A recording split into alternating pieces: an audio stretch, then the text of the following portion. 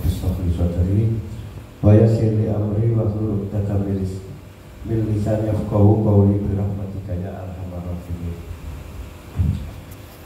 Alhamdulillah wa syukur kemis niki kula panjenengan sedaya diparingi Allah sehat wal afiat.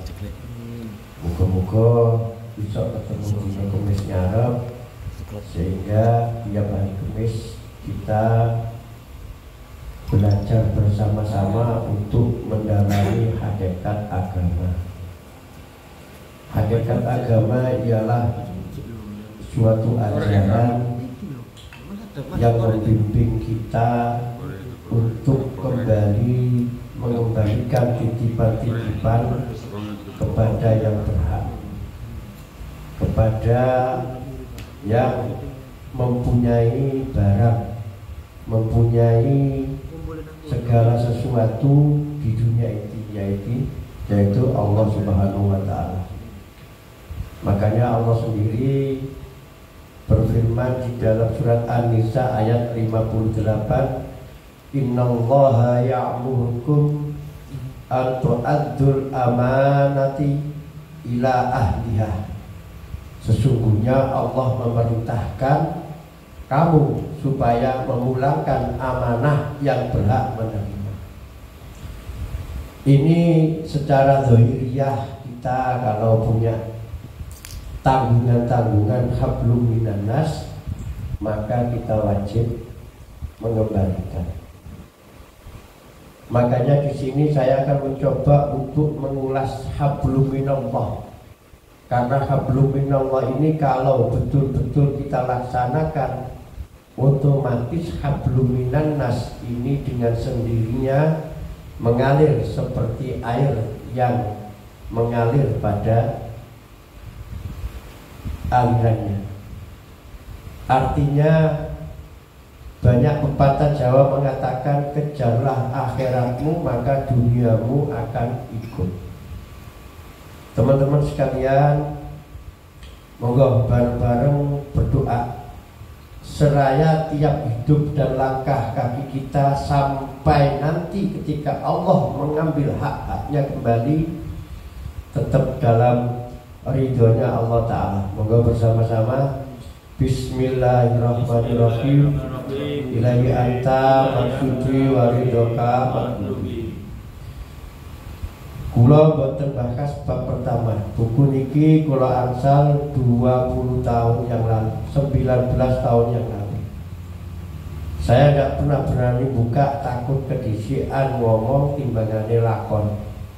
Alhamdulillah 2, 3, 4 hari ini kula buka, ternyata apa yang kita laksanakan, apa yang kita jalankan sudah sesuai dengan buku ini. Artinya kalau kita angan-angan ke belakang, turunnya Al-Quran itu ditandai dengan perbuatan-perbuatan yang hasanah oleh Rasulullah. Jadi perbuatan baik, oba ontek awai dewe yang baik, tingkah laku kita dengan rasa-rasa yang baik dan bisa dirasakan oleh seluruh alam, dipertegas oleh penjelasan Al-Quran. Berarti tingkah kita, rasa kita yang dari dalam itu datang lebih dulu, kemudian Al-Quran itu memperjelas, mempertegas. Ini yang dipelajari dan dilaksanakan oleh orang-orang dahulu. Dan sekarang banyak yang dibalik membaca Quran dulu baru belajar melaksanakan. Ya, makanya para ulama membagi dalam menyikapi atau belajar agama menjadi 4. Ada secara syariat, tarekat, hakikat, makrifat. Dan kesemuanya itu sebenarnya harus berjalan bersama-sama seiring sejalan. Dan agama kita itu agama Islam. Artinya pasrah. Dari pemasrahan ini bergulir dengan kata akhirnya menjadi Islam. Pada dasarnya Islam ini berdiri atas 5 dasar. Dan apabila 5 dasar ini hanya sekedar kita baca, seolah-olah tidak mengandung rahasia apapun.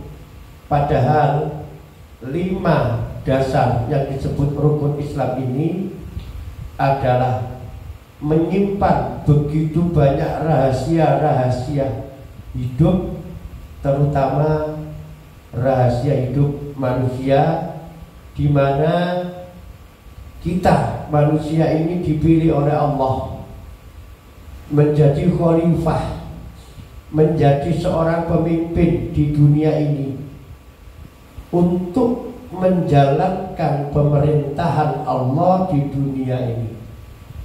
Dan tentunya ketika kita ditunjuk sebagai khalifah, sebagai pemimpin, nggak begitu saja kita dikasih tugas, tapi nggak dikasih bekal. Kita dikasih bekal, banyak sekali bekal-bekal yang diberikan. Teman-teman sekalian, manusia pada hakikatnya adalah bentuk tajalli atau perkenalan Allah Subhanahu wa ta'ala atas dirinya Allah sendiri, di mana sebelum adanya matahari, bumi dan seisinya, ini Allah yang kita sebut, Tuhan yang nama Allah yang kita seringkali kita sebut, itu belum bernama Allah, masih ghaibul ghaib, masih belum ada nama. Kemudian Allah mentajadikan dirinya menjadi Nurullah. Karena Nurullah ini masih belum bisa memperkenalkan dirinya Allah, Allah mentajadikan Nurullah menjadi Nur Muhammad. Kemudian Nur Muhammad bertajadilah menjadi kehidupan dunia seisinya ini yang sifatnya adalah Adam.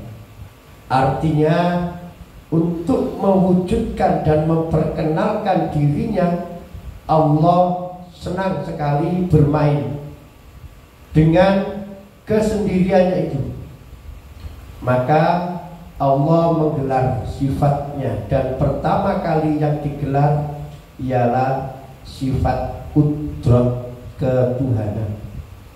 Maka jikalau Allah ini menamakan dirinya Tuhan yang wajib disembah, maka Allah wajib menciptakan seorang hamba. Qudrat, sang khaliq, Allah mengaku dirinya sebagai Tuhan sang pencipta, maka wajib bagi Allah untuk menciptakan makhluk. Allah mengatakan dirinya yang punya rahasia, segala rahasia, maka Allah menciptakan manusia ini sebagai bentuk pengenalan rahasia-rahasia. Jadi kita manusia ini dipercaya oleh Allah menyandang rahasia-rahasia untuk melaksanakan pemerintahannya Allah di dunia ini. Saya contohkan bahwa kita ini manusia adalah makhluk yang istimewa.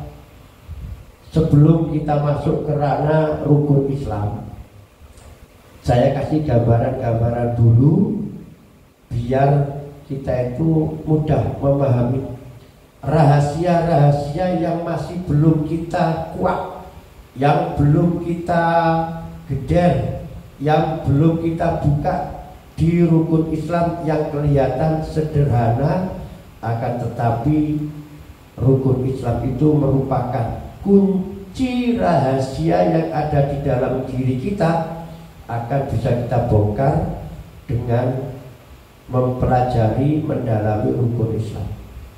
Teman-teman sekalian,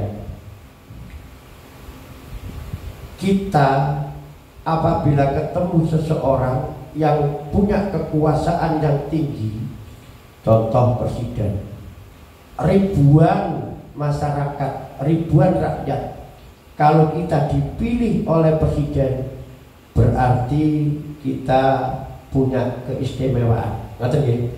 punya keistimewaan. Dan kita dipercaya oleh presiden itu sebagai perwakilan delegasi, sebagai kepercayaan, dan tentunya rahasia-rahasia ilmu-ilmu yang ada dalam presiden atau seorang raja diberikan kepada kita, karena untuk membantu melaksanakan roda pemerintah. Begitu juga dengan kita. Kita dipilih oleh Allah menjadi khalifah, menjadi seorang pemimpin. Maka kita dibekali oleh Allah, dibekali oleh Allah rahasia-rahasia kudrat sir ketuhanan. Itu diberikan kepada kita, dan kita wajib untuk menjaga dan dua penjagaan. Kita awali ketika Allah memperkenalkan dirinya kepada dirinya sendiri, yang di sini dijelaskan Nurullah, yang dulunya yang dulunya Ghaibul Ghaib, kemudian bertajalli menjadi Nurullah, bertajalli kemudian menjadi Nur Muhammad, kemudian Nur Muhammad menjadi ruh seluruh sekalian alam. Dan ketika Allah sudah bertajalli, kemudian Nur Muhammad ini dikasih tahu, dijak kenalan. Nah, ini nanti salah satu bentuk yang harus kita jaga, yang harus kita tanggung, menjaga persahabatan, perkenalan dan sebagainya ini nanti. Ketika Nurullah bertajalli dengan Nur Muhammad, Nurullah ini kita ngandani Nur Muhammad. Nur Muhammad anta ana anta. Nah, niki sing diaturaken. Nah, keterangan ten mriki kula waca niki 20 tahun kula dikai kitab niki baru kula wani maca. Nek ditulis Arab jenenge kitab, karena ini sudah diterjemahkan jenenge buku. Ya. Pada alam Ghaibul Ghaib, dalam keadaan anta berantah, belum ada awal, nggak ada akhir, masih belum ada langit bumi saisi ini. Nurullah yang merupakan tajalli dari Ghaibul Ghaib, dan yang kemudian mentakdirkan dirinya menjadi Nur Muhammad. Di sini diterangkan Nur Muhammad itu insan, dan hakikat Nur Muhammad ialah wiji dari seluruh kehidupan. Dan di dalam sini ketika Nur Muhammad sudah ditajalikan dari Nurullah, Nurullah memberi penjelasan anta ana anta. Maka dalam keadaan ini zat Ghaibul Ghaib atau Datul Haq niku bertanya, sing mewakili seluruh roh nggih menika Nur Muhammad untuk menentukan posisi masing-masing. Dari sekian roh niku menjawab, inna a'buduka, ini abdika la a'budu ghairaka illa anta. Dados Nur Muhammad mewakili seluruh rohil bani ataupun rohil kudus niku jawab, aku adalah hamba engkau dari kalangan anak-anak hamba engkau yang tidak akan mungkin menyembah yang lain kecuali engkau. Dan ditegaskan juga di dalam Al-Quran, alastu birabbikum qalu bala syahidna. Nah, di sini kita punya tugas ketika Allah memperkenalkan dirinya, diberikan kepada kita seluruh rahasia-rahasianya Allah. Ini kita awali dengan membuka rukun Islam yang pertama, yaitu 2 kalimat syahadat. 2 kalimat syahadat ini sebenarnya bentuk pengenalan dirinya Allah sendiri terhadap dirinya. Karena Allah ini suka pamer, kepingin juga dikenal, maka Allah memerintahkan ruh sebagai saksi. Makanya ketika ada ucapan asyhadu alla ilaha illallah wa asyhadu anna muhammadar rasulullah, niku hakikate ngoten, sing ucap, sing dadi saksi, ya sing njaluk disaksikan sebenarnya Allah sendiri. Permainan Allah bercanda dengan dirinya sendiri. Karena tadi saya katakan awal, Allah bertajalli menjadi Nur Muhammad dan menjadi ruh-ruh. Akhirnya yang bersaksi di sini, kalau kita ucap secara zahir, tidak pakai kita mikir lagi, seolah-olah di dalam 2 kalimat syahadat ini tidak ada ulasan-ulasan yang penting, cukup diucap dengan lisan. Padahal kalau kita teliti, lisan kita nggak pernah komunikasi dengan Allah, kita nggak pernah berjumpa dengan Allah. Terus siapa yang bersaksi di sini?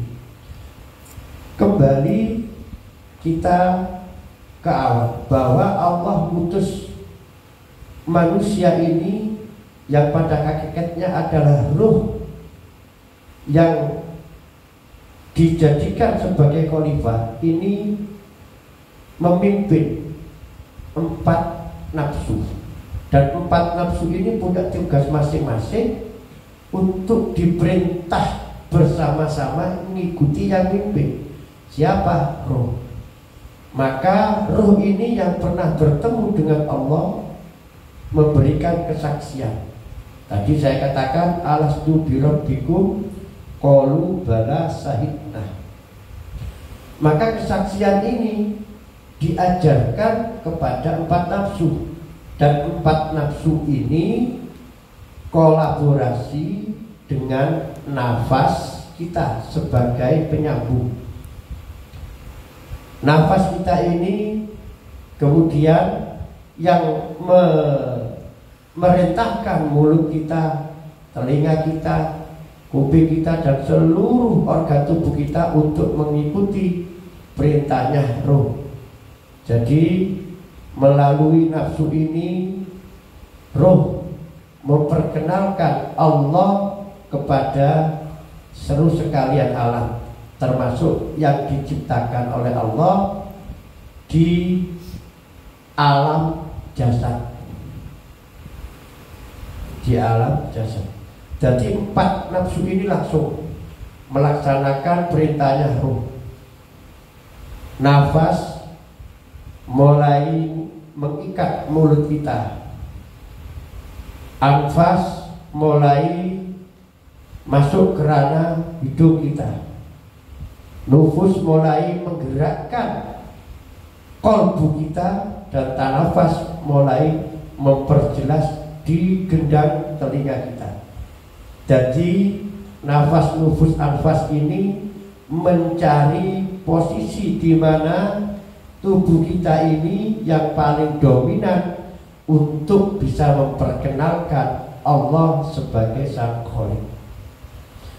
Jadi di sini teman-teman ada 2 kalimat. Kalau kita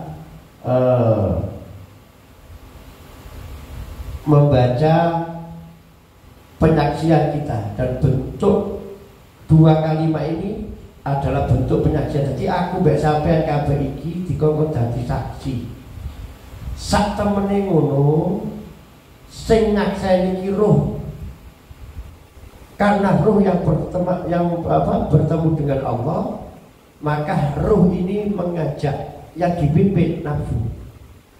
Dan nafsu ini menggerakkan organ-organ tubuh kita untuk bersama-sama ucap dengan khusyuk. Artinya dengan khusyuk, dengan sepenuh jiwa. Karena yang dikatakan khusyuk itu sadar. Karena sadar itu adalah jiwa. Orang yang kena gangguan jiwa pasti gak sadar. Berarti khusyuk sepenuh dengan jiwa. Jadi bentuk penyaksian ini dulur-dulur membawa titipan-titipan. Titipan pertama, aku mbak sampean iki wis mari kenalan dikongkon jaga. Perkenalan iki ojo sampai mengkhianati. Jadi misalnya aku kenal Cak Snack kenalan. Bareng ngono Cak Snack niki menunjukkan rahasia-rahasia Cak Snack. Maka sebagai tahap awal kenalan, aku gak oleh mengkhianati Cak Snack. Apa wae sing dirahasiakno Cak Snack sing wis didudurno aku gak oleh didudurno sapa. Ini pertama. Yang kedua, memperluas kenalan-kenalan untuk mengenalkan kenalan kita. Jadi Cak Snack iki tak duduno sak kampung, iki Cak Snack. Iki wonge sugih, iki wonge alim, duwe ilmu sebarang tak kenal wong. Nah, untuk itu Cak Snack ben gak omong kosong, ilmune Cak Snack, opo Cak Snack dikekno aku kabeh.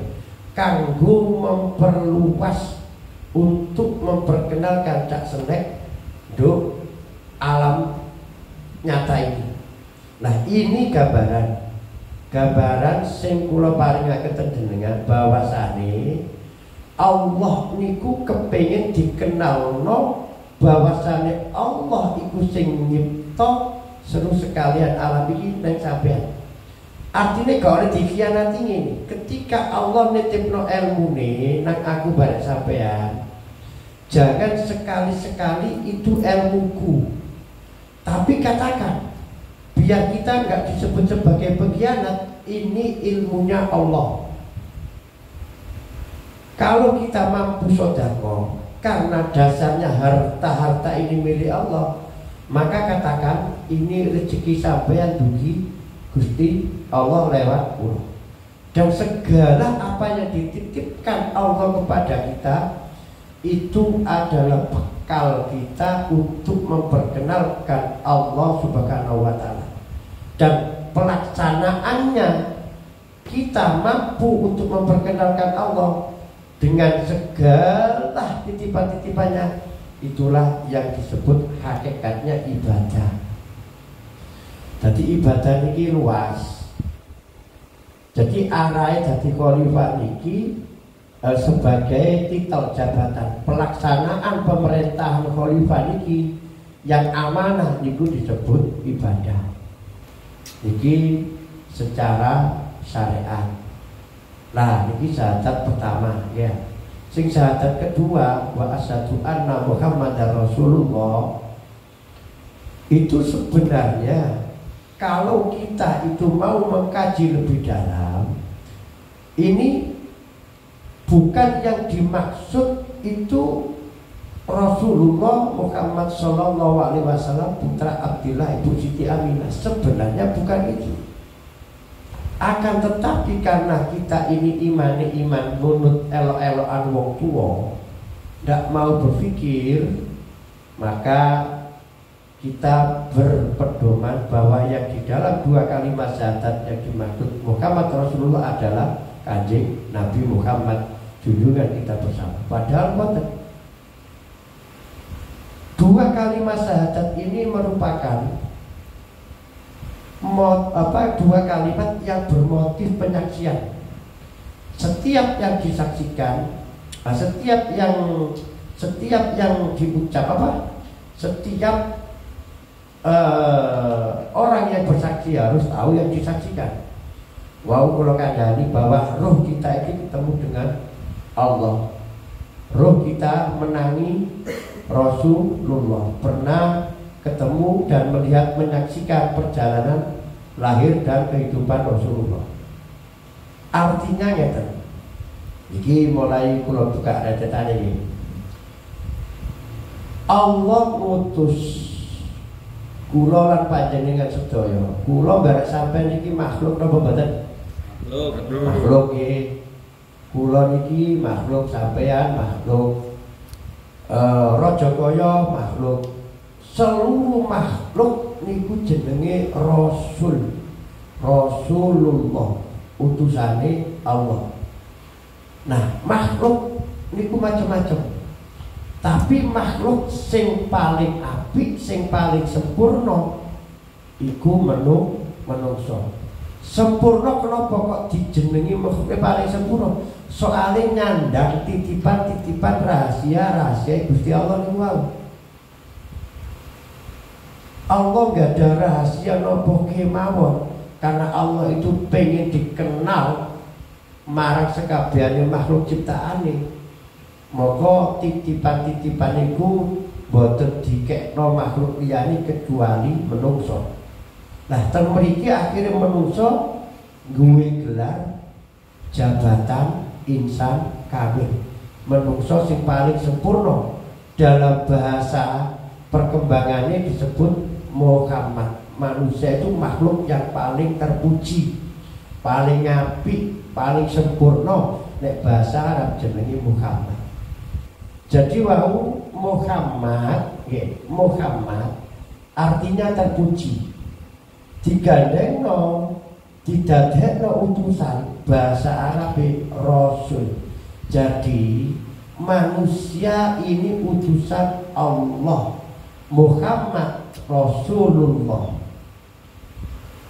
Zaman kenabian niku didekek kali Allah Ta'ala tenggene menungso, boten tenggene raja kaya atau makhluk yang lainnya. Niku titel kenabian.